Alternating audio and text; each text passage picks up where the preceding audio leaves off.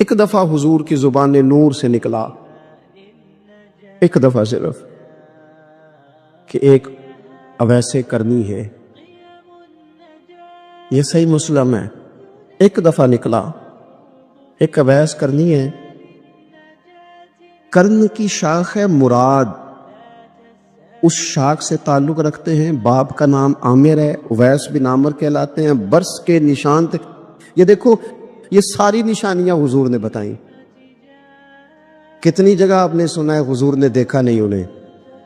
او یارو، کوئی ضروری تو نہیں نا کہ کوئی ظاہری طور پر ملے تو تب بھی پتہ چلتا ہے۔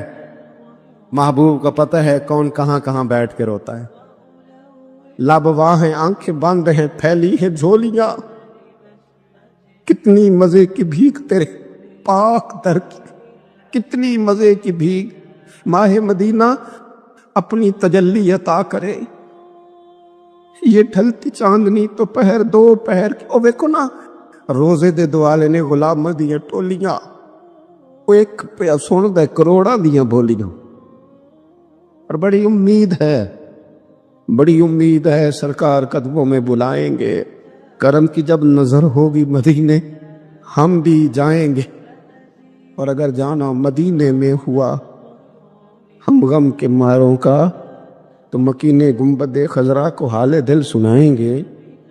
ایک دفعہ حضور نے فرمایا، عمر، ایک اویس بن عامر نام کا شخص ہے، کرن کا ہے، مراد ایک شاخ ہے قبیلے کی، اس سے تعلق رکھتا ہے، ماں کا بڑا فرما بردار ہے۔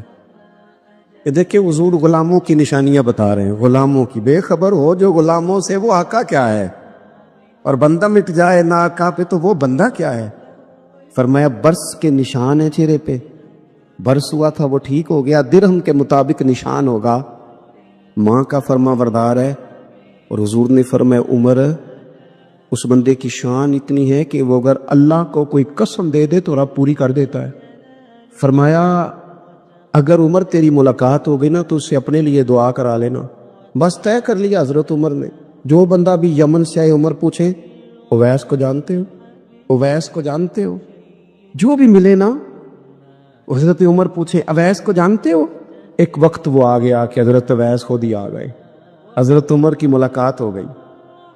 اب ذرا دیکھنا، نشانیاں بتا رہے، کہنے لگے آپ کا نام اویس بن عامر ہے، مراد کی شاخ سے ہے، یہ چہرے پر نشان ہے، ماں کے فرما بردار ہیں۔ کہاں؟ کہنے لگے اٹھاؤ پھر ہاتھ، میرے لیے دعا کرو۔ حضرت اویس بن عامر، اویس کرنی رضی اللہ تعالیٰ عنہ کہنے لگے عمر میں آپ کے لیے دعا کروں؟ فرمایا کرو نا، اس لیے کہ مدینے والے حبیب نے کہا تھا دعا کرانا، حضور نے کرو نا دعا، ہم نے تو طے کر لی۔ ایک نقشہ محبوب نے بتایا تھا ایک دفعہ کہ وہاں سے آئے گا، ایک دفعہ وہ نقشہ بتایا تھا کہ وہ کرن کا، یمن کا، ایک دفعہ کہا تھا وہ آئے گا۔ بس پھر میری عمر مدینے دے ٹبیاں دی تصویر بناؤں دے ہی گزر گئی۔ ساری زندگی پوچھا اویس تو نہیں نام، پھر وہ مل گئے تو کہا دعا کرو، دعا کرائی۔ پھر حضرت فاروق اعظم رضی اللہ تعالیٰ عنہ حضرت اویس کرنے سے کہنے لگے آپ کہاں جانے کا ارادہ رکھتے ہیں؟ یہ سارا کچھ صحیح حدیث میں موجود ہے۔ حضرت اویس کرنی کہنے لگے میں کوفے جانے کا ارادہ رکھتا ہوں۔ کہا میں کوفے کے گورنر کے نام خط لکھ دوں کہ اویس آ رہا ہے؟ تو حضرت اویس کرنی کہنے لگے نا نا نا نا، ہمیں پروٹوکول نہیں چاہیے، میں نا سادہ رہنا پسند کرتا ہوں۔ ایک صحابی تھے حضرت جناب سیدنا خفاف بن ایمار غفاری رضی اللہ تعالی، انہوں نے بڑا کردار ادا کیا تھا میدان احد میں، انہوں نے اور ان کے صاحبزادے نے۔ تو ان کی بیٹی ایک دن حضرت عمر کے پاس آئی، اب وہ بیٹی بیاہ کے جا چکی تھی، اس کی شادی ہو گئی تھی۔ حضرت خفاف بن ایمار رضی اللہ تعالیٰ عنہ کی صاحبزادی اپنے سسرال چلی گئی تھی، وہاں اس کا خامد انتقال کر گیا۔ وہ خاتون واپس آ گئی، وہ حضرت عمر سے ملی، بیوہ عورت۔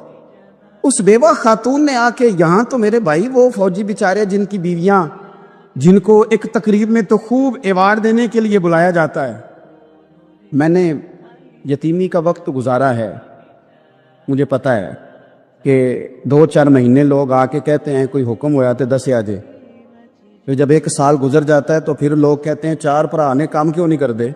تو ایسے تو نہیں نا کہ ابا ایسے ہی چلا گیا تھا، بڑا کچھ دے کے گیا ہے، کدھر ہے فلانی چیز؟ لوگوں کا نظریہ تھوڑے عرصے کے بعد اور ہو جاتا ہے۔ آپ نے بڑے بڑے شہداء کے گھروں میں ایوارڈ تو دیے، کیا کبھی آپ نے پلٹ کر دوبارہ غور کیا کہ ان کے بچے کہاں ہیں، ان کی بیوہ کس حال میں ہے، وہ زمانے کی تیز دھوپ اور تیز آندھی کا مقابلہ کیسے کر رہے ہیں؟ بغیر باپ کے جو انسان کو کھلے آسمان تلے وقت گزارنا پڑتا ہے وہ کتنا کو مشکل ہوتا ہے، وہ کس طرح ٹائم گزار رہے ہیں، یہ کبھی سوچا لوگوں نے؟ یہاں تو نرنگیے سیاست دوراں تو دیکھیے منزل انہیں ملی ہے جو شریک سفر نہ تھے، جو نکلے ہی نہیں تھے وہ منزل تک پہنچ گئے، اور جنہوں نے جوانیاں گزار دی وہ رستے میں رہ گئے۔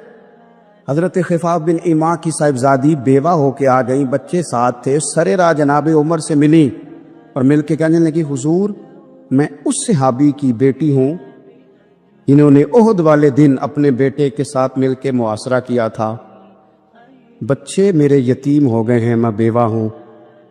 حضرت فاروق اعظم رضی اللہ تعالیٰ عنہ نے فہرست نہیں مانگی، خرچے کی ڈیٹیل نہیں مانگی، تم آنا فلانے سے ملنا، پرسوں 9 بجے آ جانا دفتر، یہ کوئی بات نہیں کی۔ حضرت عمر غور سے کھڑے، اس بیٹی کی بات سنی، چھم چھم سیدنا فاروق کی آنکھوں سے آنسو گرے، دوڑ کے گھر گئے، ایک اونٹ نکالا، وہاں سے مال غنیمت کا مال کے بھر کے 2 بوریاں، اور بوریوں میں کیا تھا؟ چاندی بھی تھی، نقدی پیسے بھی تھے، کچھ ضرورت کا سامان بھی تھا، غلہ بھی تھا، 2 بوریاں بھر کے اونٹ پہ رکھ کے خود لگام اس بیٹی کے ہاتھ میں تھما کے کا پتر سامان بھی تیرا ہے، اونٹ بھی تیرا ہے، اور یہ نہ سمجھنا یہی کچھ تجھے دیا ہے، جب یہ ختم ہوگا تو رب تیرے لیے اور بندوبست فرمائے گا۔ کیا مانا کہ ڈیوٹیاں لگا دی گئی ہیں، ہمیں پتہ ہے یہ سامان کب تک ختم ہو جائے گا، پیسے کب تک ختم ہو جائیں گے، تیرے لیے میں نے نئے حکم بھی جاری کر دیے ہیں۔ حضرت عمر وظیفہ لگانے لگے تو حضور کے گھر میں خدمت کرنے والے حضرت اسامہ بن زید کا وظیفہ ڈبل لگایا اور اپنے بیٹے عبداللہ ابن عمر کا وظیفہ سنگل لگایا۔ تو حضرت اسامہ بن زید کہنے لگے ابا جی میں نے تو ہجرت بھی کی، جہاد بھی کیا، اسامہ تو ان دنوں بچے تھے۔ تو حضرت سیدنا عمر فاروق جواب میں کہنے لگے پتر اسامہ کے والد زید نے بھی حضور کے گھر میں نوکری کی، اسامہ بھی نوکری کر رہا ہے۔ حضرت عمر کی شان کیا ہے زمانہ جانتا ہے، پر پھر بھی حضرت عمر فرمانے لگے تو نے اپنے باپ کے ساتھ ہجرت کی، فرمایا ان کی خدمت زیادہ ہے حضور کے گھر میں، لہذا ان کا وظیفہ بھی زیادہ لگایا جائے گا۔ چادریں آئی تھی مال غنیمت میں، ڈھیر ساری چادریں، ڈھیر ساری۔ حضرت عمر نے صحابہ کرام علیہم رضوان کی ازواج پر، صحابیات پر وہ چادریں تقسیم کر دی۔ ایک چادر بڑی خوبصورت نکلی اندر سے، تو سب کہنے لگے حضور یہ نا خاتون اول کے لیے سوٹ کرے گی، آپ کی اہلیہ کے لیے سوٹ کرے گی، کبھی آپ گھر لے جائیں نا، یہ سب سے بہتر ہے۔ تو یہ حضرت عمر کی بالغ نظری ہے، وہ کیا بندہ ہوا جس کی ہر جگہ نظر ہی نہ ہو۔ حضرت سیدنا عمر فاروق رضی اللہ تعالیٰ عنہ کہا جناب یہ چادر بڑی حسین ہے، آپ کے گھر والوں پہ جچے گی۔ تو حضرت عمر فرمانے لگے نہیں، ایک صحابیہ ہیں حضرت ام سلیت رضی اللہ تعالیٰ عنہ، انہیں بلاؤ، یہ چادر انہیں دوں گا۔ حضور اس خاتون کو یہ چادر دینے کی وجہ بھی تو بیان کریں۔ تو حضرت عمر فرمانے لگے جب احد میں ڈھیر سارے لوگ زخمی ہو گئے تھے اور بھگدڑ مچ گئی تھی اور حالات خراب ہو گئے تھے، تو فرمایا میں نے اپنی آنکھوں سے دیکھا کہ اس ایمرجنسی کی حالت میں بھی جناب ام سلیت مشکیزہ پکڑ پکڑ کے زخمیوں کو پانی پلا رہی تھی۔ اس خاتون کی خدمات ہیں امت کے لیے، اس نے ڈیوٹی کی ہے صحابہ کے لیے، لہذا اس عورت کا زیادہ حق بنتا ہے کہ اس کو یہ اعزاز دیا جائے۔ میرٹ کی بنیاد پر تقسیم ہوگی، رشتہ داری کی بنیاد پر، تعلق کی بنیاد پر نہیں ہوگی، اس کا حق زیادہ بنتا ہے، اس کا درجہ زیادہ بنتا ہے، خدمات زیادہ ہیں، اس نے اپنی ڈیوٹی زیادہ اچھے طریقے سے سر انجام دی ہے۔ جب تک چیزیں آپ وسعت قلبی نہیں لاتے اپنی طبیعت میں، جب تک آپ گنجائش زیادہ پیدا نہیں کرتے، اتنی دیر تک حالات اس طرح کے نہیں ہوتے۔ پھر ایک اور مصیبت بن گئی ہے، وہ مصیبت ہے لیول کی، یہ کام میرے لیول کا نہیں، جب آپ اپنے لیول سے نیچے اتریں گے، پروٹوکول سے ذرا نیچے اتریں گے اور چھوٹی چھوٹی باتوں پر خود توجہ دیں گے، چھوٹی چھوٹی چیزوں پر. حضرت عمر جمعہ پڑھا رہے تھے، ایک صحابی دیر سے آئے. اب یہ نماز کا پوچھنا، جمعے کا پوچھنا، مطلب حکمران صاحب تو اوپر لیول کے ہیں، وہ تو پوچھیں گے کہ جناب میرے ساتھ تو آپ قومی سطح کا بندہ بٹھائیں، یہ والی باتیں. لیکن چھوٹے چھوٹے سوراخ پیدا ہوتے ہیں، پھر بند ٹوٹتے ہیں، حالات بگڑتے ہیں. قوموں کا اخلاق چھوٹی چھوٹی جگہوں پہ پہلے بگڑتا ہے. چھوٹی چھوٹی جگہوں پہ بچہ پہلے چھوٹی چوریاں کرتا ہے، خدا معاف فرمائے اگر اسے روکا نہ جائے، پھر وہ بڑی جگہوں پہ جا کے حالات خراب کرتا ہے. حضرت عمر فاروق ایک صحابی دیر سے جمعہ پڑھنے آئے تو حضرت عمر نے بعد میں بلا لیا، فرمایا تم اتنے سمجھدار آدمی ہو کہ اگر جمعے میں دیر سے آؤ گے تو باقی لوگوں کا کیا بنے گا؟ تو وہ صحابی آگے سے کہنے لگے مجھے پتا تھا آپ نے پوچھنا ہے، اور میں تو کہیں کام میں مصروف تھا امیر المومنین، میں تو دوڑا آیا ہوں، میں تو غسل بھی نہیں کر سکا، وضو کر کے مسجد میں آ گیا جمعہ پڑھنے.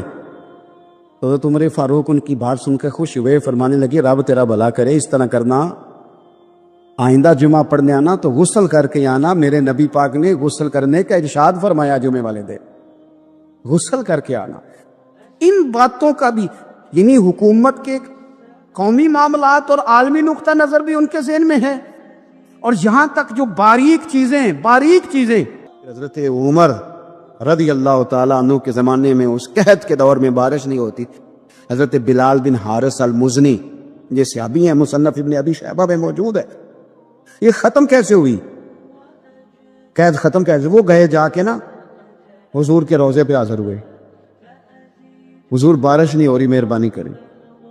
کہتے میں وہیں سو گیا، مجھے حضور خواب میں ملے اور فرمایا عمر کو میرا سلام کہنا اور اس سے کہنا تو فکر نہ کر، رب بارش عطا کرے گا. تو بارش ہوئی حضور کے روضہ نور پہ جانے کی برکت سے. اللہ کرے امت کے لیے روضے کے دروازے ہمیشہ کھلے رہے، کبھی بند نہ ہو، وہاں سے تو کرم ملتا ہے. ایک قحط کے زمانے میں ہی دور سے کچھ لوگ آ گئے کہ چلو باہر قحط ہے تو مدینے چلتے ہیں.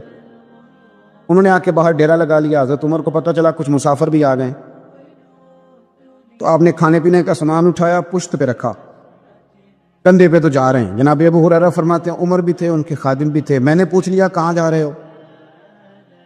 تو کہنے لگے پیچھے مڑ کے ابو ہریرہ ہے. میں نے کہا جی. کہنے لگے ادھر آ یار، میں تھک گیا ہوں، تھوڑا سا سامان تو بھی اٹھا، چل میرے ساتھ. کہتے میں نے تو پوچھ لیا تھا، میں بھی قابو آ گیا. وہ سامان اٹھایا، جہاں قافلہ ٹھہرا تھا وہاں گئے، اور جا کر کے نا حضرت عمر نے مجھے کہا لاؤ لکڑیاں. کہتے ہم لکڑیاں اکٹھی کر کے لائے تو عمر نے خود آگ جلائی. پھر فاروق اعظم نے خود کھانا پکایا اور فرمایا جب وہ مہمان روٹی کھا رہے تھے تو عمر رو رہے تھے. ہم نے کہا حضور روتے کیوں ہیں؟ فرمانے لگے جب رب کے بھوکے بندے روٹی کھا لیتے ہیں تو اللہ راضی بڑا ہوتا ہے. تو سوچتا ہوں مجھ چھوٹے آدمی کو رب کریم نے کتنا اعزاز دیا ہے کہ میری وجہ سے آج ان بھوکوں نے کھانا کھایا. میرے عزیزو، ہر ایک تڑپتا ہے حضور سے ملاقات ہو. نبی دعائیں مانگتے رہے، پیغمبر دعائیں مانگتے رہے کہ وہ کریم محبوب علیہ الصلوۃ والسلام اللہ تبارک و تعالیٰ سے نبی دعائیں مانگتے. حضرت ابراہیم نے دعا مانگی، یا اللہ تیرا گھر بنایا ہے، کعبہ سے بسانے والے محبوب بھی بھیج دے. حضور کے لیے نبی اور رسول دعائیں مانگتے رہے، امتی تڑپتے رہے، محدثین، مفسرین، مفکرین تڑپتے رہے، یا اللہ محبوب کا جلوہ عطا کر. سارے حضور کے لیے دعائیں مانگے اور حضور دعا مانگے یا اللہ مجھے عمر نہیں عطا کر دیتا، اے اللہ عمر کو مسلمان کر دے، اسلام کو عزت دے دے. سب حضور کو مانگ رہے. کریم نے دعا. آپ بھلا کس بندے کا ذکر کر رہے ہیں جو مرید مصطفیٰ نہیں مراد مصطفیٰ ہے؟ حضور نے مانگ کے لیا، اللہ سے مانگ کے لیا، نبی کریم نے مانگ کے لیا. عمر جب گئے نا کلمہ پڑھنے، واقعہ آپ نے سنا ہے، ہمشیرہ سے قرآن پاک سنا، اور پھر حضرت عمر کہنے لگے نہیں بہن اب بات سمجھ میں آ گئی ہے تو اس طرح کر، میرے ہاتھ میں باندھ لیتا ہوں، گلے میں تلوار لٹکا لیتا ہوں، میں کروں آیا سا مار مقامنے نو. ਹੁਣ ਤੁਸੀਂ ਮੈਨੂੰ ਮਾਰਦੇ ਲੈ ਚਲੋ। ਓਏ ਮਤੇ ਉਮਰ ਦੀ ਉਮਰ ਹੀ ਬਰਬਾਦ ਹੋ ਜਾਏ, ਜਿੱਥੇ ਉਮਰ सवार दे ले चलो। ले जाओ ना। दारे अरकम में हजरत उमर कलमा पढ़ने आ रहे, दरवाजे पे हजरत अमीर हमजा खड़े, शोर पड़ गया, उमर आ गए, उमर आ गए, उमर आ गए। हजरत अमीर हमजा कहने लगे, क्या हुआ अगर उमर आ गए तो? अच्छे इरादे से आए हैं तो इस्तकबाल करेंगे, और अगर कोई इरादा गड़बड़ है तो अगर वो उमर है तो मैं अमीर हमजा हूं, आज पता चल जाएगा। आ गए तो आने दो। पीछे हुजूर तशरीफ फरमाए, करीम बोल पड़े, फरमाया हमजा जरा जल्दी न कर, जल्दी न कर। क्यों भला?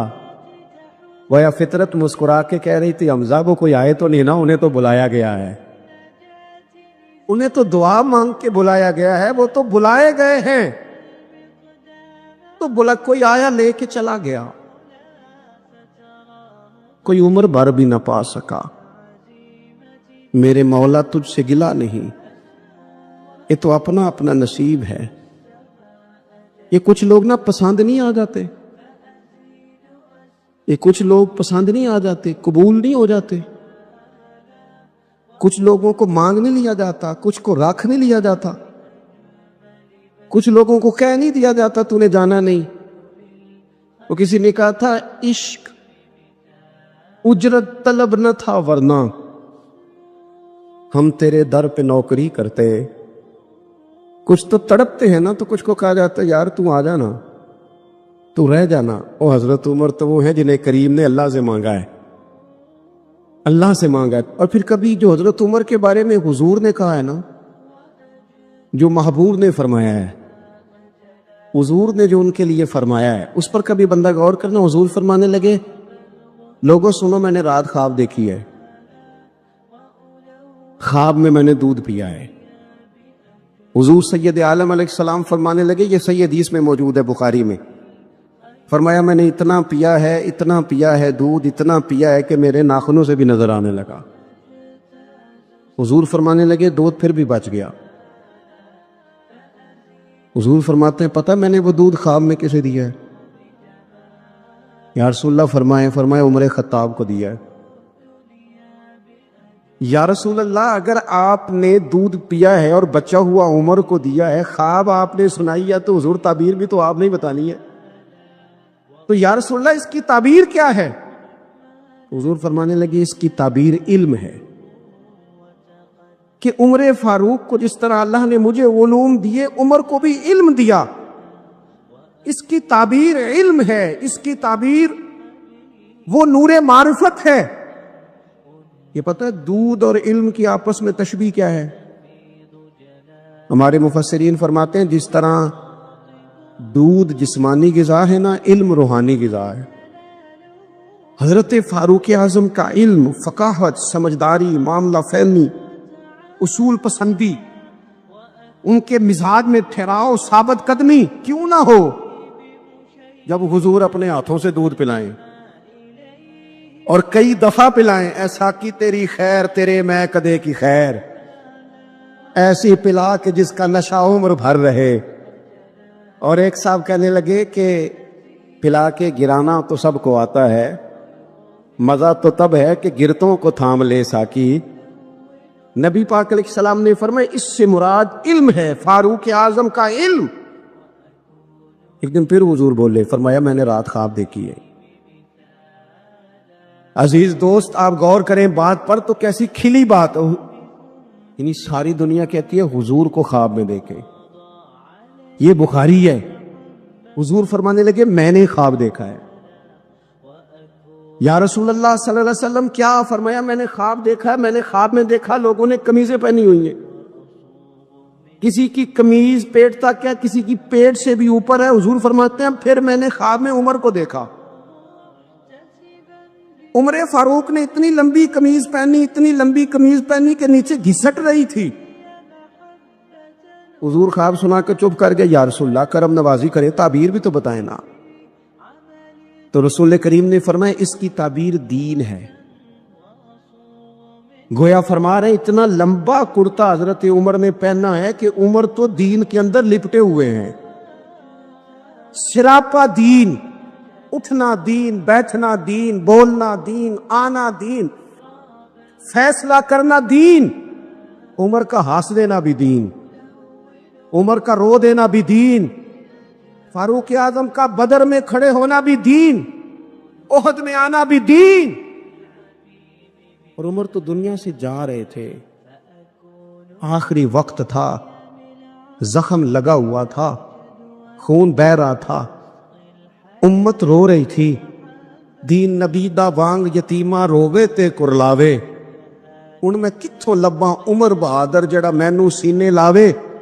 سب لوگ پریشان تھے، پر عمر سراپا دین ہے نا، عمر فاروق شدید علیل ہیں، خون بہ رہا ہے۔ سامنے سے ایک نوجوان گزرا تو اس کا تامد، اس کا پاجامہ، اس کی شلوار ٹخنوں سے ذرا نیچے تھی، تو حضرت عمر کہنے لگے پتر یہ اونچی کر لے، یہ میرے نبی کا طریقہ ہے۔ این اس وقت بھی فاروق اعظم دین کی او لے سجنا سا توڑ ہی نہیں بھائی، اسی جان بھی دتی تے راہ تیرے، لے سجنا سا توڑ، آخر تک پانی پرنا سہیلیاں تے وہ رنگا رنگ کڑے، پریا اس دا جانیے جس دا توڑ چڑھے۔ اور میرے محبوب نے دنیا میں سامنے بٹھا کے کہا، صحیح حدیث میں موجود ہے، فرمایا عمر میں نے جنت میں تیرا گھر بھی دیکھ لیا۔ عمر دروازے پہ حور بھی بیٹھی تھی، میں اندر جانے لگا تھا، پھر میں نے کہا عمر بڑا غیور ہے۔ معنی کیا ہے؟ شارحین کہتے ہیں معنی یہ ہے کہ حضور نے خود ہی قانون بنایا نا، کسی کے گھر جائیں تو اجازت لے کے جائیں۔ عمر میں اندر جانے لگا تھا، پھر میں رک گیا۔ عمر بات سن کے رو پڑے۔ میں نے بڑی تاریخ کی کتابوں میں پڑھا ہے کہ حضرت عمر بڑے مزاج کے سخت تھے، پر سجنوں میں نے درجنوں کتابوں میں یہ بھی پڑھا ہے کہ اتنا روتا بھی کوئی نہیں تھا جتنا عمر روتے تھے۔ چہرے پہ عاشق دا کام ہی رونا تونا، اے بنا رویو نہیں جے منظوری، تے عاشق سدا ہی روندا رہندا ہے، پاویں وصل ہوئے تے پاویں دوری۔ آنکھیں ہر وقت تر رہتی تھی، ہر وقت تر، دل تے بوجھ پوے جس ویلے تے پھر بوجھ اٹھاون اکھیاں۔ حضرت فاروق اعظم کی آنکھیں تر، رو پڑے، کہنے لگے یا رسول اللہ میں آپ پر غیرت کرتا؟ حضور عمر کو تو جو ملا ہے محبوب کے قدموں کے صدقے ملا ہے۔ حضرت فاروق اعظم کا مزاج، اور پھر حضور نے جو کہہ دیا نا، کچھ لوگ نا بات مانتے ہیں سونی کر کے نہیں مانتے۔ ایک ہوتا ہے حکم، ایک ہوتی ہے رضا، کبھی کبھی ان دونوں میں فرق بھی ہوتا ہے۔ استاد جی، حضرت صاحب میں جاؤں؟ جاؤ، یہ حکم ہے، لیکن تو محسوس تو کر، لگتا ہے کہ وہ تجھے اجازت نہیں دینا چاہ رہے، تو دل بھی تو پڑھنا۔ اور میں پوچھ کے آیا جی انہوں نے مینوں آپ آکھیا سی تو جا، اور تو نے سونگا نہیں نہ، نیرا پوچھا ہی ہے، تو نے محسوس ہی نہ کیا، تو لفظوں کے ہیر پھیر میں رہا، تو جملے اوپر نیچے کرتا رہا جیسے لوگ موبائل کرتے رہتے ہیں ہر وقت، اسی چکر میں پڑا رہا۔ تو نے دیکھا تو صحیح، غور ہی نہیں کیا، کبھی نہ رضا میں اتر کر۔ جو لوگ رضا والے تھے وہ رضا پا لیتے تھے۔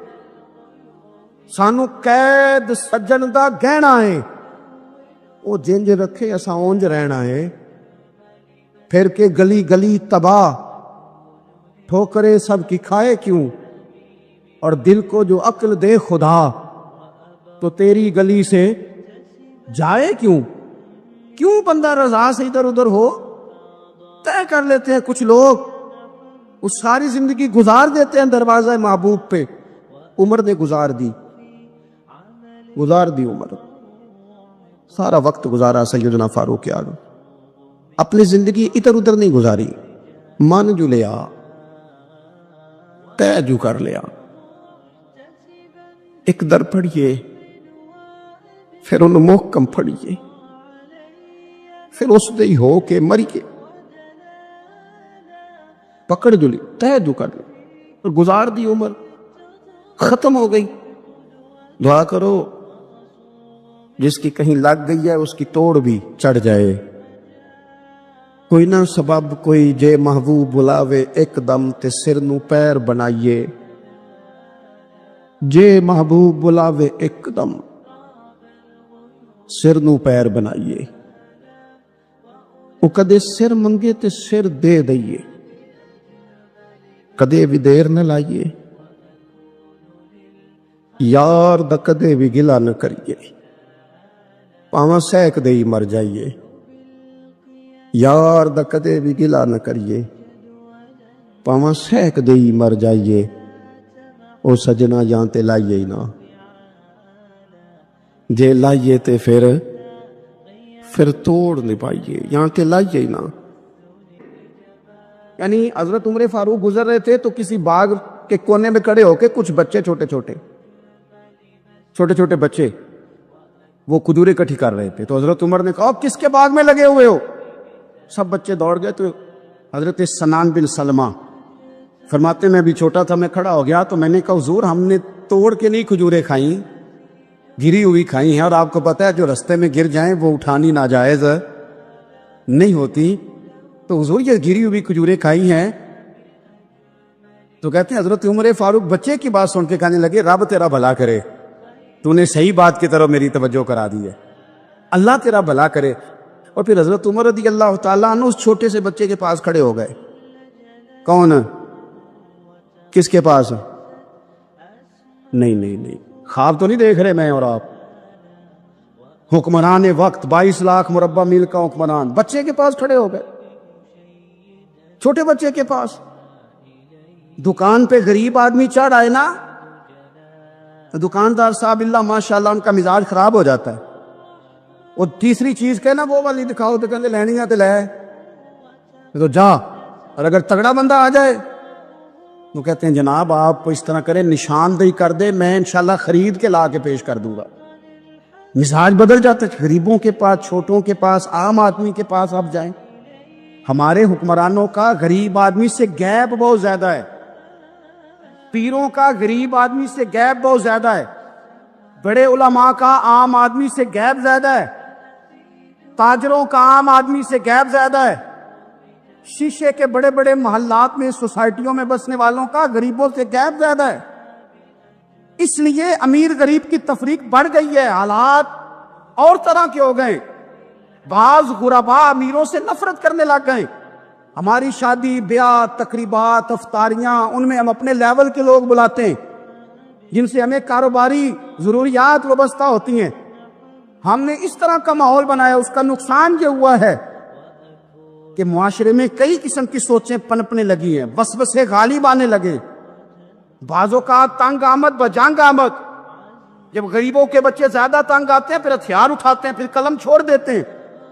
سوچنے کی ضرورت ہے ملک میں کہ برائی جنم لیتی کہاں سے ہے. یہاں تک اتر کے حضرت عمر فاروق ان لوگوں سے پیار کرتے. اب وہ بچے نے بات سنا دی حضرت سنان بن سلمہ نے, تو جناب عمر فاروق سے بچے نے فٹافٹ ایک اور فرمائش بھی کر دی. کہنے لگا حضور میں نے کھجوریں زیادہ جمع کر لی ہیں, وہ میرے دوست سارے بھاگ گئے ہیں آپ کو دیکھ کے. اب میں جب جاؤں گا نا تو کھجوریں میرے حصے کی ہیں. ہوں میں غریب بچہ, ماڑے گھر سے تعلق ہے, وہ میری کھجوریں چھین لیں گے. حضرت عمر کے ساتھ سپاہی بھی تھے, سارا کچھ بھی تھا. حضرت عمر نے بچے کا بازو پکڑا, فرمایا چل میں تجھے تیرے گھر چھوڑ کے آتا ہوں. حضرت عمر اس غریب کے دروازے پہ دستک دے کے کہا تیرا پتر تھا, پکڑ کے اس لیے لایا ہوں کوئی امیر زادہ اس غریب کے بچے کو تنگ نہ کر سکے. اللہ کوئی ایک بھیجنا حضرت فاروق اعظم کا ماننے والا جو غریب کے بچے کا بازو تھامے اور اسے کہے کہ کوئی امیر زادہ اس پر ظلم نہیں کرے گا, کوئی اسے تھپڑ نہیں مارے گا, کوئی اس کے حصے کے نمبر نہیں لے گا, کوئی اس کی جگہ رشوت دے کے نوکری پہ نہیں بیٹھ جائے گا, کوئی اس کی جگہ پیسے دے کے آگے نہیں بڑھ دے گا. کوئی آئے نا جو اشک شوئی کرے, جو آنسو پونچھے لوگوں کے. لیکن یہاں تو منزل انہیں ملی ہے جو شریک سفر نہ تھے. میرے عزیزو, اس نہج پر دین نے ہمیں اسباق پڑھائے. اس نہج پر حضرت عمر چھوٹی چیزوں کا، مسجد نبوی شریف میں آپ نے دیکھا دو لوگ اونچی آواز میں بات کر رہے ہیں، تو حضرت عمر نے فرمایا انہیں بلا کے لاؤ، بلا کے لایا، فرمایا تمہیں پتہ نہیں یہ حضور کی مسجد ہے؟ لا ترفعوا اصواتکم فوق صوت النبی، اے پائے نظر ہوش میں آ، یہ کوہ نبی ہے، آنکھوں سے بھی چلنا یہاں بے ادبی ہے۔ پتہ نہیں وہاں سارے نعرے ہی غلط ہیں، کسی کے مرد آباد کا نعرہ ہو تو وہ بھی غلط، اور کسی کے زندہ باد کا نعرہ ہو تو وہ بھی غلط۔ وہاں ایک کی نعرہ صرف اچھا لگتا ہے، وہ کیا ہے؟ یا رسول اللہ انظر حالنا، یا حبیب اللہ اسما۔ وہاں ایک کی نعرہ اچھا لگتا ہے کہ سونے یہاں آ گئے ہیں، نظر کرم ہو جائے، یا رسول اللہ پہنچ گئے ہیں، روزے دے دوالے نے غلاماں دیاں ٹولیاں، او ویکھو ایک پہ سن دے کروڑاں دیاں بولیاں۔ وہاں یہی نعرہ اچھا لگتا ہے، لب واہ ہے، آنکھیں بند ہیں، پھیلی ہے جھولیاں، کتنی مزے کی بھیک تیرے پاک در کی ہے۔ امام غزالی رحمۃ اللہ علیہ وصال کر گئے۔ ایک آدمی آپ سے بڑی محبت کرتا تھا، وہ کہتا مجھے امام صاحب خواب میں ملے، تو میں نے کہا حضور انتقال کے بعد آپ پہ کیا گزری؟ تو فرمانے لگے میں نے اپنے رب کو بڑا ہی کریم پایا ہے، میں نے اپنے مالک کو بڑا ہی مہربان پایا ہے، وہ بڑا معاف کرنے والا ہے۔ تو فرمانے لگے میں نے عرض کی کہ حضور آپ نے دین کی نوکری بڑی کی، خدمت بڑی کی، کتابیں لکھی، درس تدریس واعظ نصیحت تبلیغ، بڑا کچھ کیا، اس سبب سے اللہ نے آپ کو معاف کیا۔ تو امام غزالی فرمانے لگے نہیں بھائی، سبب تو کوئی اور چیز بنی ہے۔ کہ وہ کیا؟ تو امام صاحب فرمانے لگے میں ایک دن تحریر لکھ رہا تھا، تو اپنا قلم میں نے سیاہی میں ڈبویا، گرمی بڑی شدید تھی، جب اس قلم کو میں لکھنے کے لیے اٹھا رہا تھا نا، تو ایک مکھی آ کے بیٹھ گئی اور وہ سیاہی چوسنے لگی۔ میرے دل میں خیال آیا بیچاری پیاسی ہے، چلو اچھے طریقے سے چوس لینا، اس کی گرمی تھوڑی ٹھنڈی ہو جائے تو میں دوبارہ سے سیاہی لگا لوں گا۔ فرماتے میں نے اسے وہ موقع دیا، اس نے اچھے طریقے سے اس سیاہی کو پی لیا، وہ تو اڑ گئی، بات ختم ہو گئی، میں بھول گیا، کبھی یاد ہی نہیں آیا۔ فرماتے ہیں جب میرا حساب ہونے لگا تو مالک کولین نے پوچھا غزالی وہ جو مکھی پہ رحم کیا تھا تو تیرا اس سے کیا لالچ تھا؟ کیا لالچ تھا؟ نہ تو اس کا کوئی ووٹ بینک تھا، نہ تیرے کام آ سکتی تھی، نہ وہ کوئی ڈیوٹی کر سکتی تھی، نہ تیرے کوئی وہ تیری تعریف کر سکتی، اس بے زبان سے کیا لالچ تھا؟ کیوں موقع دیا؟ تو امام غزالی فرمانے لگے مولا تیری مخلوق سمجھ کے، اللہ تیری مخلوق سمجھ کے۔ تو رب کریم نے فرمایا تو میری مخلوق پہ رحم کرے تو میں تیرے اوپر رحم نہ کروں؟ کھول دو جنت کے دروازے، میں نے غزالی کو بے حساب جنت عطا فرما دی۔ بھائی شرط یہ ہے کہ تو دیکھ تو صحیح، کبھی تو نے رحم کھایا؟ تو نے کبھی توجہ کی ہے؟ نہیں، ہمارے دائیں بائیں اتنے زیادہ دکھ نہیں جتنے زیادہ ہم لوگ ہیں، اتنے دکھ نہیں جتنے ہم ہیں۔ اگر تھوڑا سا غور کر، آپ یقین کریں ہماری گفتگو ہماری ذات سے شروع ہوتی ہے اور ختم بھی ہماری ذات پر ہی ہوتی ہے۔ او بھائی تو صرف اپنے آپ کو سجانے سنوارنے جو میرے ذہن میں آیا، اور یہ جو ہمارے تعلقات ہیں نا دنیا میں، یہ بھی ہم نے اپنی ذات کے لیے رکھے ہوئے ہیں۔ یہاں تو سلام اس سے لوگ لیتے ہیں جس سے کوئی کام پڑتا ہے، یہاں تو 2 4 5 رشتے اس لیے رکھے ہوئے ہیں کہ کبھی کوئی مصیبت آ گئی تو کام آئیں۔ کچھ تعلقات اس لیے تو غریب کو دوست بھی نہیں ملتا، اس لیے کہ اس سے کسی کو کام کیا پڑے گا۔ لوگوں نے شناسائی بھی ان لوگوں سے رکھی ہوئی ہے جن سے کچھ نہ کچھ ان کے ذاتی مفادات وابستہ۔ جب دل نرم ہوتا ہے نا، انسان کا دل نرم ہوتا ہے، تو وہ یہ نہ سمجھے کہ ایک آدمی کا دل نرم ہوا ہے، وہ سمجھے کہ پورے معاشرے پہ اللہ مہربان ہو گیا۔ اسلام کے اندر اجر و ثواب 2 طرح کا ہے، ایک بہتر ہے، ایک بہترین ہے۔ آپ نے کسی سے قرض لینا ہو تو اس کو مہلت دینا بہتر ہے اور معاف کر دینا بہترین ہے۔ کسی شخص نے آپ کے ساتھ زیادتی کی ہو تو اتنی ہی زیادتی اس کے ساتھ کر لینا جائز ہے، لیکن اسے معاف کر دینا یہ بہترین ہے۔ تو فرمایا وہ پہلے کان لگا کے سنتے ہیں، پھر بہترین بات کی پیروی کرتے ہیں، ان میں سے جو زیادہ اچھی چیز ہے اس کے مطابق عمل کرتے ہیں۔ اولئک الذین ھداھم اللہ، یہی لوگ ہیں جنہیں اللہ نے ہدایت عطا فرمائی ہے۔ وَأُولَئِکَ ھُمْ أُولُو الْأَلْبَابِ، اور فرمایا یہ لوگ عقل والے ہیں، یہی ہیں جنہیں اللہ نے ہدایت دی، اور یہ صاحبان عقل ہیں۔ ایک دنیا کے اندر عقل وہ ہے جس کا لوگ بہت زیادہ استعمال کرتے ہیں، تو وہ عقل انہیں بعض اوقات گمراہی کی جانب لے جاتی ہے۔ اس عقل کی بات بھی اقبال نے کہی ہے، فرماتے ہیں کہ عقل عیار ہے، 100 بھیس بنا لیتی ہے۔ اس کے لیے عیار کا لفظ کہا، اور دوسرا پہلو دیکھیے عیار کے مقابلے میں لفظ کیا کہا۔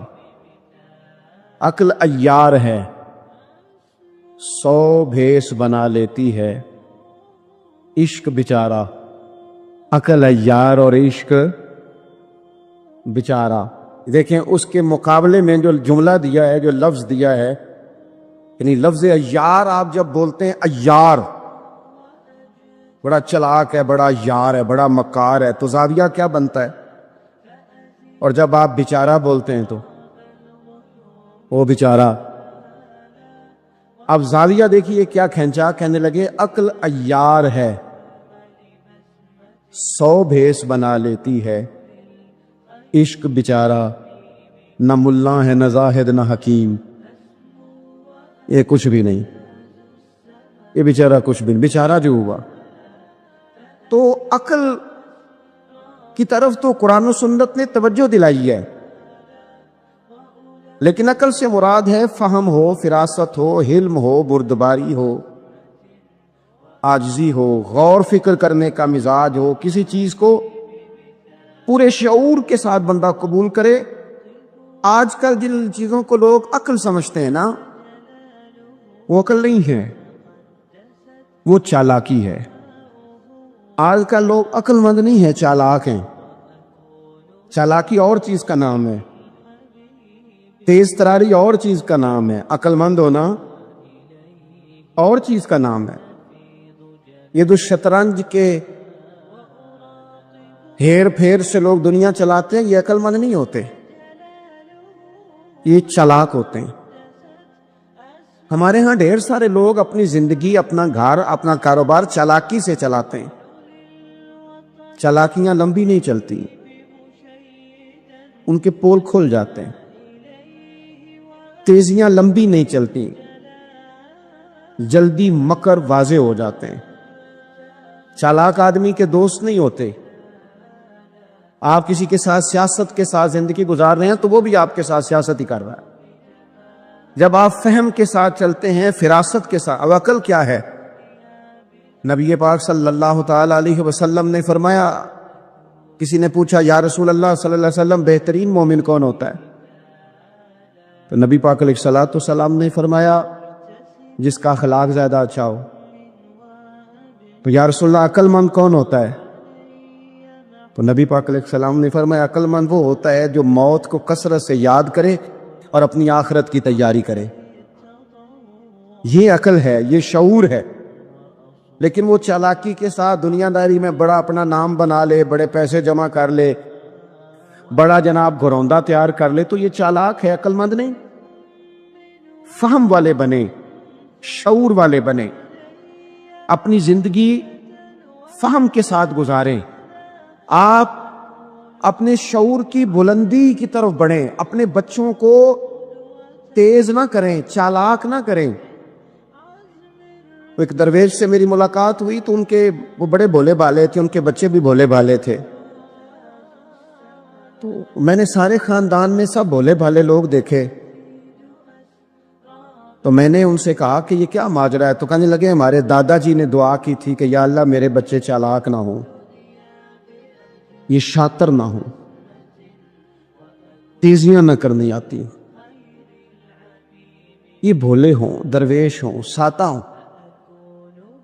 اولاد شعور تیز تراک ہو جائے نا، چلاک شاطر ہو جائیں، تو وہ تو ماں باپ کو بھی روز کوئی نہ کوئی کہانی سناتے ہیں، وہ تو اپنے دائیں بائیں بھی کوئی نہ کوئی نیا قصہ ہی بیان کرتے ہیں۔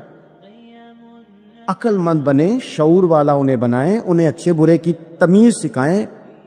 یعنی شعور، چلاک آدمی تو حلال حرام کی پرواہ نہیں کرتا، بس وہ دیکھتا ہے میں نے پارٹی کو قابو کیسے کرنا ہے۔ لیکن عقل مند وہ ہوتا ہے جو دیکھے کہ یہ میرے لیے جائز ہے کہ ناجائز ہے، محنت سے کام کرے، شعور سے کام کرے، لیکن لقمہ حرام کبھی اپنے گھر داخل نہ ہونے دے۔ یہ شعور ہے، یہ بلندی ہے۔ یعنی شعور یہ ہے کہ اسے پتا چلے کہ یہ حق میرا ہے، یہ میرے بھائی کا ہے، یہ حق میرا ہے، یہ میرے ملازم کا ہے، یہ حق میرا ہے، یہ میرے پڑوسی کا۔ یہ شعور ہے۔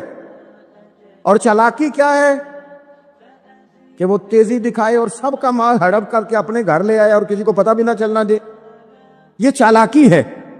چالاک نہ بنے، باشعور بنے، فہم والے بنے۔ میرے نبی پاک صلی اللہ تعالی علیہ وسلم پر اللہ تعالیٰ نے جو قرآن مجید کتاب نازل کی، تو 300 کے لگ بھگ آیات قرآن پاک میں ایسی ہیں جن کا زیادہ مطالعہ ہے، وہ زیادہ جمع کر لیں گے۔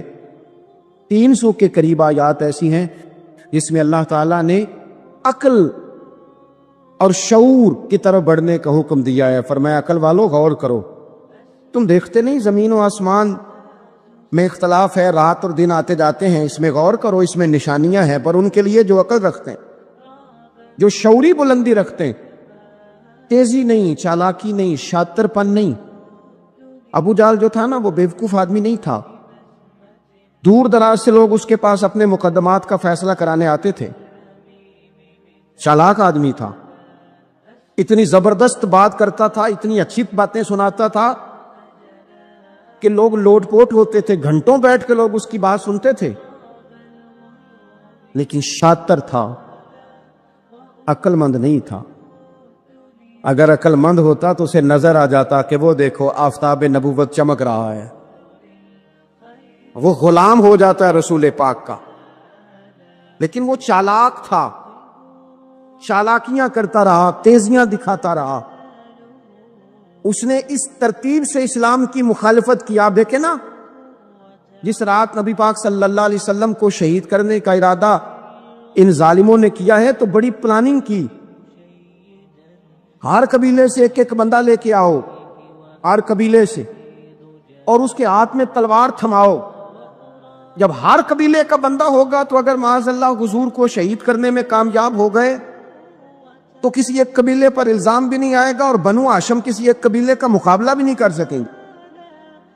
اس چالاکی سے، یہ کبھی لوگوں کی سمجھ میں باتیں نہیں آتی تھی، پر چالاک تھے، اس چالاکی سے یہ دین کی مخالفت کرتے تھے، یہ تیزی دکھا کے مخالفت کرتے تھے، اور جناب صدیق اکبر دفاع کی کوششیں کرتے تھے۔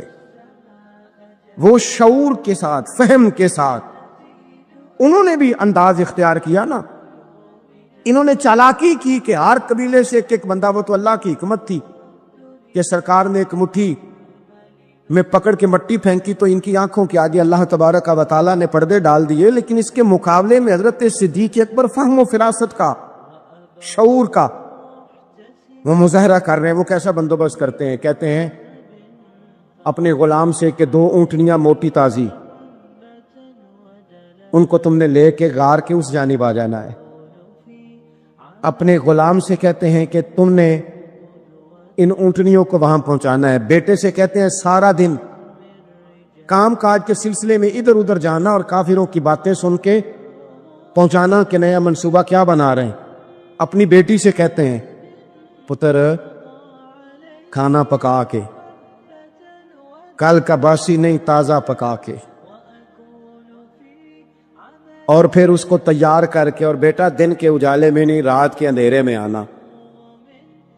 اب یہاں اقبال بولے، اقبال کہنے لگے جب عشق سکھاتا ہے آداب خود آگاہی، عشق بھی ایک عقل دیتا ہے، جب عشق سکھاتا ہے آداب خود آگاہی تو کھلتے ہیں غلاموں پر اسرار شہنشاہی، پھر وہ غلاموں کو بادشاہ بنا دیتا ہے۔ تو کہا رات کو وہاں کھانا پہنچانا، یہ ان کا شعوری فیصلہ ہے. اور رستے میں حضرت صدیق اکبر بھی شعور کا مظاہرہ کرتے ہوئے حضور کو لے کے جا رہے ہیں. انہوں نے بھی پلاننگ کی، منصوبہ بندی کی، پر چالاکی سے حضرت صدیق اکبر بھی اپنا شعور استعمال کر رہے ہیں. رستے میں ایک شخص ملتا ہے جناب صدیق اکبر کو، یہ شعور ہے، یہ فہم ہے، یہ فراست ہے. ایک شخص رستے میں ملتا ہے. عرب کے اندر ایک رواج تھا کہ کبھی کبھی نا کوئی ہادی ساتھ لے لیا جاتا تھا. ہادی اس کو کہتے تھے جو رستہ دکھاتا تھا آگے آگے. وہ کچھ تھوڑا بہت نذرانہ لیتے تھے، رقم لیتے تھے، رستہ دکھاتے تھے. چونکہ وہ رستہ بتانا بڑی دور دور تک آبادی نہیں ہوتی تھی، تو پوچھیں گے کس سے اگر بھول گئے تو ایک شخص ساتھ رکھ لیا جاتا تھا. رستے میں ایک شخص ملا جو مدینہ شریف سے جا رہا تھا مکہ مکرمہ. حضرت صدیق اکبر کو وہ جانتا تھا، نبی پاک علیہ السلام کا بظاہر آشنا نہیں تھا. حضرت ابوبکر صدیق سے پوچھتا یہ کون ہے؟ اب حضرت صدیق اکبر کا شعور دیکھو، وہاں شعور اسلام کی مخالفت میں چالاکی استعمال ہو رہی، یہاں شعور دفاعی اسلام میں استعمال ہو رہا ہے. یہ فہم ہے، یہ عقل ہے. حضرت صدیق اکبر رضی اللہ تعالیٰ عنہ فوراً سوچنے لگے، فرمانے لگے اگر حضور کا نام بتا دیا یہ تو جاتے ہی فوراً ان کو بتائے گا کہ میں نے نبی پاک کو جاتے دیکھا ہے.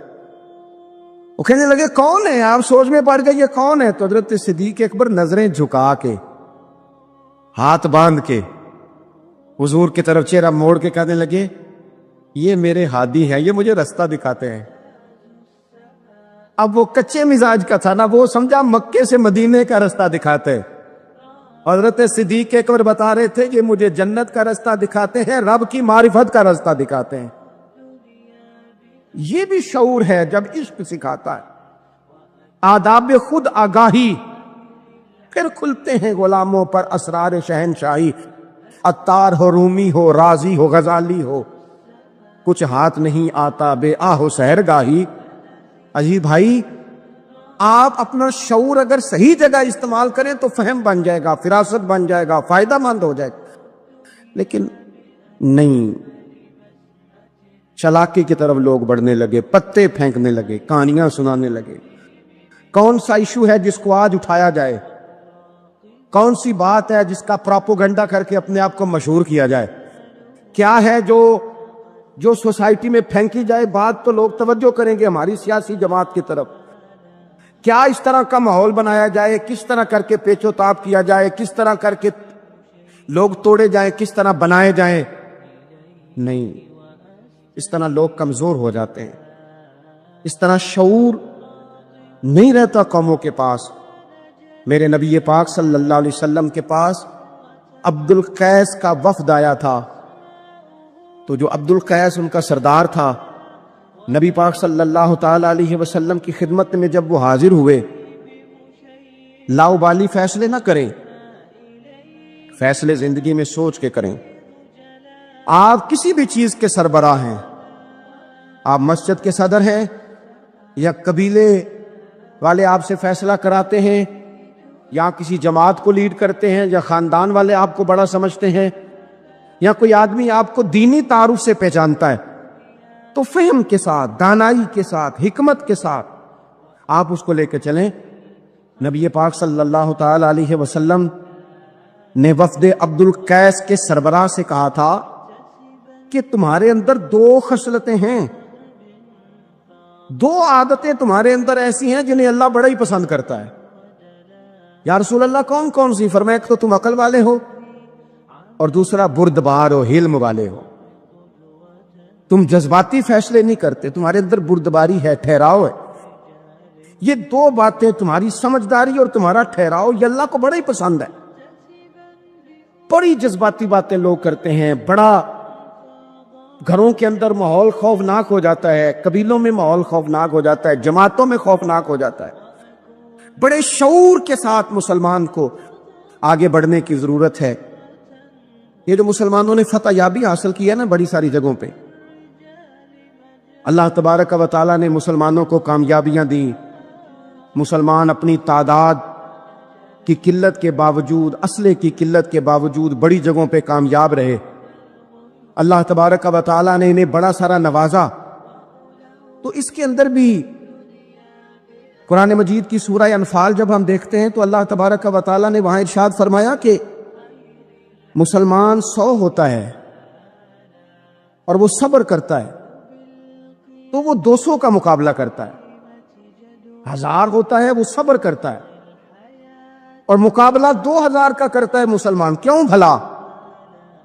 اس لیے کہ سورہ انفال میں رب فرماتے ہیں کافر وہ قوم ہے کہ قوم اللہ یعقلون، وہ قوم تو ہیں پر ان کے پاس عقل کوئی نہیں، وہ چڑھ دوڑتے ہیں کہ مار دیں گے، مر جائیں گے، آج انہیں ختم کر کے رہیں گے، وہ شعور کے ساتھ میدان میں نہیں آتے۔ لیکن نبی پاک صلی اللہ علیہ وسلم جب اپنے لوگوں کو لے کے جاتے تھے، حضور انہیں سمجھاتے تھے، صف بندی کرتے تھے، نبی پاک علیہ الصلوۃ والسلام ایک طریقہ بتاتے تھے کہ جھنڈا تمہارے ہاتھ میں رہے گا، اگر یہ آدمی شہید ہوتا ہے تو جھنڈا بھائی مدد اللہ کی ہے، لیکن حکمت کے تقاضے سارے پورے کیے جائیں، وہ سارے کام کیے جائیں جو وقت کے تقاضوں کی ضرورت کے مطابق ہوں۔ رسول پاک صلی اللہ علیہ وسلم ان کو بتایا کرتے تھے کہ تم نے اس درے پہ ڈیوٹی کرنی ہے، کوئی نیچے نہ اترے جب تک ہم نہ کہیں، تم یہاں کھڑے رہو۔ ایک آدمی کو پیچھے رکھتے تھے، تم نے قافلے کے بالکل پیچھے آنا ہے، اگر کسی کا سامان گر جائے، کوئی اونٹ پیچھے رہ جائے، کوئی مسئلہ ہو جائے، تمہیں پتا ہو، شعور کے ساتھ، بالیدگی کے ساتھ بیٹھ کر، عقل کے ساتھ، فہم کے ساتھ۔ ہمارے پاس بہت سارے لوگ آتے ہیں، بڑی بڑی جذباتی باتیں بتاتے ہیں، اس طرح بھی کر دیں، اس طرح بھی کر لیں، آپ لوگوں کو یہ بھی بتائیں، بڑے بڑے رکے آتے ہیں، بڑی بڑی باتیں سخت لوگ کرنے کا کہتے ہیں، ایسی کی تیسی کر دیں آپ۔ تو ہمیں پتہ ہے، چلیں تھوڑا سا کتاب و سنت اپنی نظر سے صحیح، تھوڑے علم سے صحیح، پر ہمیں بھی تھوڑا سا پتہ ہے۔ تو میں بہت سارے دوستوں کو کہا کرتا ہوں کہ وہ بھائی چلو ٹھیک ہے، سخت بات نہیں کرتے، جلال میں نہیں آتے، پر اس کا یہ مطلب تو نہیں نا کہ ہمیں پتہ نہیں کسی بات کا۔ نبی پاک صلی اللہ علیہ وسلم نے انسان کو کہا کہ اندر کا بوجھ اتار دے ورنہ تیرے لیے جینا مشکل ہو جائے گا، یہ اتار دے اندر کے سارے بوجھ، یہ جھوٹ کا بوجھ، یہ عداوت کا بوجھ، یہ حسد کا بوجھ۔ اعلیٰ حضرت بریلوی رحمۃ اللہ علیہ ملفوظات شریف میں فرماتے ہیں کہ حسد کرنے والا سامنے والے بندے پہ اعتراض نہیں کرتا، بلکہ حسد کرنے والا اللہ کی تقسیم پہ اعتراض کرتا، وہ کہتے ہیں اسے کو دیا ہے، مجھے دینا چاہیے تھا۔ بحث کرتے ہیں لوگ، اپنے گھر بیٹھ کے دلائل جمع کرتے ہیں۔ کبھی کسی شخص کے بارے میں آپ ذرا قرآن مجید پڑھیں اور میرے رسول کریم صلی اللہ تعالی وسلم کی احادیث کا مطالعہ کریں، قرآن تو حضرت موسیٰ کی شان بھی بیان کرتا ہے، حضرت یوسف کے تذکرے نہیں بیان کرتا قرآن، جناب عیسیٰ روح اللہ کی عظمت قرآن بیان نہیں کرتا۔ اعلیٰ حضرت بریلوی رحمۃ اللہ علیہ کے سامنے کسی نے شعر پڑھا کہ شان یوسف جو دبی تو وہ بھی اسی در پہ دبی، تو اعلیٰ حضرت فرمانے لگے تمہیں غلطی لگ گئی ہے، میرے نبی کسی کو دبانے نہیں آئے۔ تو بندے بڑے حضرت ہوتے ہیں نا جی، اعتراض تو پڑا ہے، ابھی واٹتے پہ آئے، تو کہنے لگا جی شعر پہ اعتراض کرنا آسان ہے پر شعر کہنا مشکل ہے، تو فرمانے لگے چلو کہہ بھی دیتے ہیں۔ اس نے کہا دی آپ کہیے، تو فرمانے لگے شعر یوں کہو کہ شان یوسف جو بڑی وہ بھی اسی در سے بڑی، شان یوسف جو بڑی تو وہ بھی اسی۔ عزت دینے سے آپ کوئی کمزور ہو جائیں گے؟ کوئی نقصان ہو جائے گا کسی کو عزت دینے سے؟ کیا فرق پڑتا؟ لیکن آپ یقین کریں کہ وہ اتنی مصیبت بنی ہے عزت لینے کی، پروٹوکول لینے کی، اپنا آپ منوانے کی، اتنی زیادہ، بلکہ وہ لوگ جن کو بالکل اس چکر میں نہیں پڑنا چاہیے تھا، درویش لوگ، وزیروں کا بھی استقبال ہو رہا ہوتا ہے اور پیروں کا بھی استقبال ہو رہا ہوتا ہے۔ کوئی وزیر چڑھ جائے روڈ پہ تو رستہ غریب آدمی کو پھر بھی نہیں ملتا، تو کوئی تگڑا پیر چڑھ جائے تو پھر بھی نہیں رستہ ملتا، حالانکہ یہ درویش ہیں، یہ فقیر ہیں، یہ فقر کا درس دیتے ہیں، لیکن چاؤ ہی بڑا ہے۔ میرے رسول کریم صلی اللہ علیہ وسلم نے سادہ اور سمجھ والا اور عین طبیعت کے مطابق، جس میں کسی بندے کو کوئی مشکل نہ ہو۔ پتہ ہے میرے محبوب کا کمال یہ تھا کہ نبی کریم تک رسائی بڑی آسان تھی، ہر بندہ بڑی آسانی سے پہنچ جاتا، بڑی آسانی سے۔ بخاری میں بھی حدیث ہے، لیکن قاضی اعجاز رحمۃ اللہ تعالی علیہ نے بڑے پیار سے لکھی ہے، اور انوکھا رنگ ان کی تحریر میں چھلکتا ہے۔ حضرت انس بن مالک رضی اللہ تعالیٰ عنہ فرماتے ہیں کہ ملک شام کا ایک شخص حضور کی بارگاہ میں حاضر ہوا اپنے بادشاہ کا کوئی پیغام لے کے۔ غریب آدمی نا ویسے ہی طبعاً ہی تھوڑا سا مایوس ہوتا ہے، ڈر رہا ہوتا ہے، وہ سہما ہوا ہوتا ہے، لیکن حالات کے سہمے ہوئے لوگوں کو بتا دو حالات بدل جاتے ہیں، ایک جیسے نہیں رہتے۔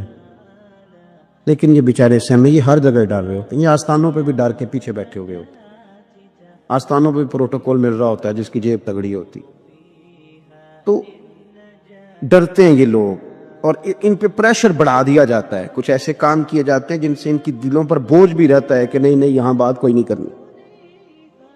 حضرت انس بن مالک رضی اللہ تعالیٰ عنہ فرماتے ہیں جب وہ آیا نا نبی کریم کی بارگاہ میں تو وہ کانپنے لگا، کوئی بات بھی نہیں ہوئی، کوئی ایسا مسئلہ بھی نہیں ہوا، لیکن وہ کانپنے لگا اور تھر تھر کانپنے لگا۔ تو اللہ کے رسول صلی اللہ علیہ وسلم نے اسے فرمایا کہ کیوں ڈرتے ہو، کیا بات؟ کہنے لگا میں مدینے کی جو ریاست ہے اس کے سربراہ کے پاس آیا، غریب آدمی ہوں، ڈر لگتا ہے کوئی ایسی بات نہ ہو جائے کہ آپ ناراض ہو جائیں۔ تو انہوں نے تو دیکھا تھا نا ان لوگوں کو کہ جو جانور کو مالک کی مرضی کے بغیر چھاؤں میں باندھ دیتے تھے تو مار پڑتی تھی، اتنا سیانا ہو گیا تو مرضی کرے گا، مجھے ڈر لگ رہا ہے۔ حضرت انس بن مالک کہتے ہیں بات کہاں کی تھی چلی